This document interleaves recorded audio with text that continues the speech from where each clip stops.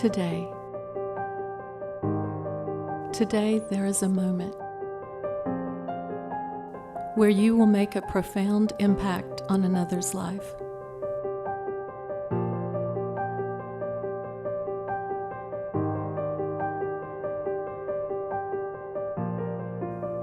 You may not realize it, but you've done it. Everything you've gained, everything you've accomplished, pales in comparison to the impact you make through that moment. Today, there is a moment. You have a responsibility for patience.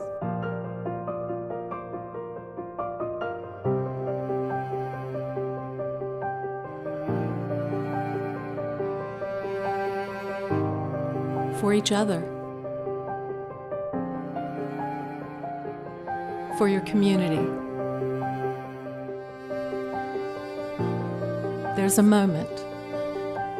Today, there is a moment.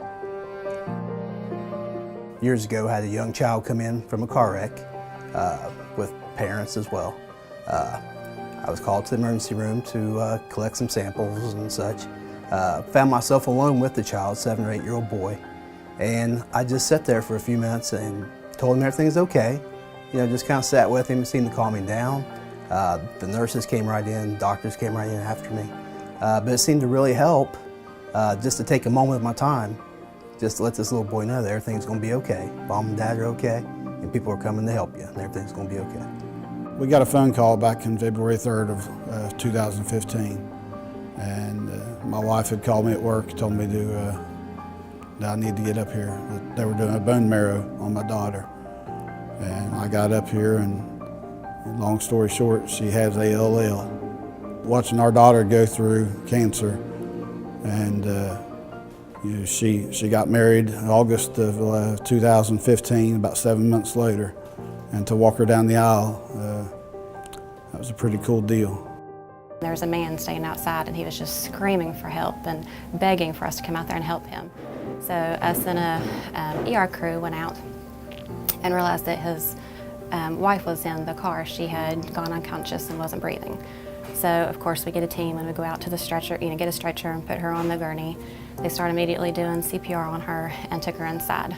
But the man was still outside, and as they were asking him questions about medical history, I look over and I see that there's still a little girl in the car. She's probably 4 years old. So I go over and get the little girl, and she just puts her head against my chest, and she's just crying, and she keeps asking me if Mommy's going to wake up and be okay. And it was just heartbreaking. And it just made me realize that sometimes our jobs have nothing to do with what our name tags say. Sometimes our jobs are just to talk with people and to comfort people. And that night, my job had nothing to do with X-ray, but it had to do with making that little girl feel comforted so her dad can take care of the situation that he needed to take care of. I work in interventional radiology, and we do procedures that most people have never even heard of and have no frame of reference for what we're doing. So they come in and they're scared, they're frightened about the outcome, about what we're going to do to them, how much is it going to hurt, how long is it going to take. And just to be able to answer those questions and just look into the eyes of a stranger and make them feel at ease and make them feel calm about what's happening. Those are the moments that bring you back. I woke up late at night, severe abdominal pain, and my wife brought me down to the emergency room, and it just, my experience with emergency rooms usually was waiting, but in this instant, there wasn't much waiting. I almost immediately called in. My vitals were taken. It wasn't any time at all until I was in a room, and no time at all of seeing a doctor. It went by a lot more quickly than I anticipated. We have had some experience in hospitals at a different location, and you all don't know what you have here. This is a gem because the services here are excellent. Not that we had bad experiences other places, but it's wonderful here. Everyone lets you feel their warmth and caring. We're just very pleased. We kind of just thought it was a bruise or something that just didn't go away, so we went to the doctor and they took x-rays, and then they told us just to come back and then, or go back home. And when we pulled in the driveway, they called my mom and told us we needed to come back now. So we went back, and then they just told us it was cancer. I remember like that the nurses would always bring in games and stuff for me to play with when I was bored. I always remember just having the most fun time in here, even though it was a hospital. I've made some great relationships over this last few years. I've been a home health nurse. I was able to go into one particular patient's home, care for him for over a year. We became friends. Along with being professional, as a home health nurse, the relationship can grow into friendship. This particular patient, I was able to spend some time with, get to know him in depth. I was able to take care of his medical concerns as long as also his spiritual concerns. The gentleman was very ill.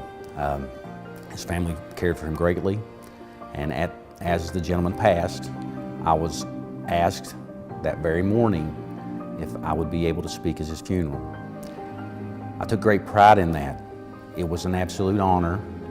I was able to go to the funeral and share a personal story with this gentleman that we had crossed paths earlier in our life.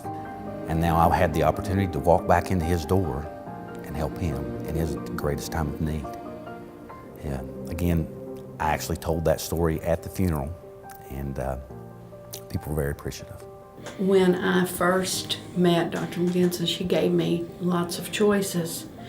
And when I made my decision, she told me, I think you made the right decision. And I had confidence. I just felt like I was with the right person in the right hands. And everyone here, through the entire process, has been wonderful to me. And that makes a big difference. It's Vicky's journey, and I'm along the way to help her and help her be a survivor. And in that 30 minutes, she and I just got to sit and talk, and we got to get heart to heart. And she was telling me all of her concerns and her fears. And throughout her course of her medical procedures, she had multiple procedures, and every time that she came in, I got to be with her. And through the course of her medical procedures, we became very close friends. And even when I see her out and about today, we give each other hugs and we catch up. And it's nice to know that I can make a difference for someone as much as they can for me. And let them know that, we've all been places we shouldn't have been, done things we shouldn't have done, and it's okay. It's where you're going from here that matters.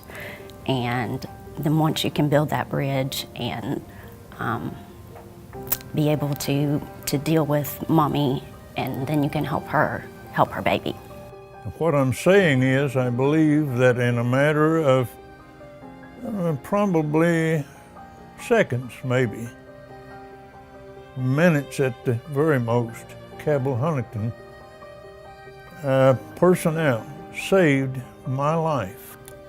They seemed to know exactly what to do, how to do it, and above everything else was the comfort they gave to me by their behavior toward me and toward each other. It was definitely scary. Bringing a baby into the world, let alone two preemie babies, is a really scary thing. And right from the get-go, from delivery to the moment they took him to NICU, there was peace of mind. I was like, oh my goodness, this is like their baby. They're treating them like they're their own babies. My experience at Cabell, here giving birth to Maxwell, has just been wonderful, or was a wonderful experience. From the day that we got here, even though we knew we were coming, I was very anxious. As a medical professional, I thought I knew what to expect, but I had no idea. And everybody from housekeeping staff to the patient care representatives, my nurses and the lactation consultants made this experience wonderful for me. I think at a time that's so exciting, you're looking forward to everything being very positive, but at the same time, you're not really ready to feel vulnerable. And I think that the staff's, compassion, paired with their competence, really made me feel comfortable throughout the entire process. I think the moment that I felt initially realized that I was being cared for probably was when I was getting my epidural. They asked all of my family and my husband to leave the room. So again, I felt kind of alone initially, but the nurse, the anesthetist were wonderful. They held my hands, they explained everything step by step, and my fears were relieved immediately. And I knew they were right there with me, not only for that moment, but until he was born. Cabell Huntington Hospital is special because everybody here is so great. They'll either help you out or lead you to where you need to go, get you what you need to do to make your job better or so forth. I mean, everybody here is just so wonderful. I can't ask for a better hospital. Well, I work in the NICU. I've been in the NICU for a long time. So I deal with parents, and I realize that they probably have a lot of fear, and I try to be understanding of that.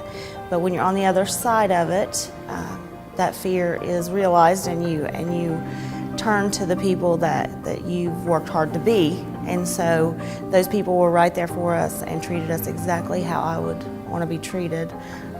And when I care for the babies in the NICU, I treat those families the way I would want to be treated, and I feel like that was done for me as well in the peds department. When I have those people come into my office and I'm able to connect with them and help them make sense of what's happening in their world, I mean, it is life-changing for them. And when you have troubled families or hurting families and they're able to come together and reconnect, again, there is nothing more exciting than that. And those are the moments that we live for at the Counseling Center. When I first came here to this hospital, it had a very special meaning for me. And it was the people, really. I think it was the first time that as a provider and as a professional, I really got to connect with those that I worked with. Whenever we had multiple trauma patients that would come through our door, when we had many people that were sick and ill and probably wasn't going to make it, we all really band together really well. And many other places that I've been throughout the state and throughout the area just wasn't that same way. So it was, to me, it just made an impression in my mind that was so unique that it just really stood out. And 11 years later, I'm still here. Today, there is a moment.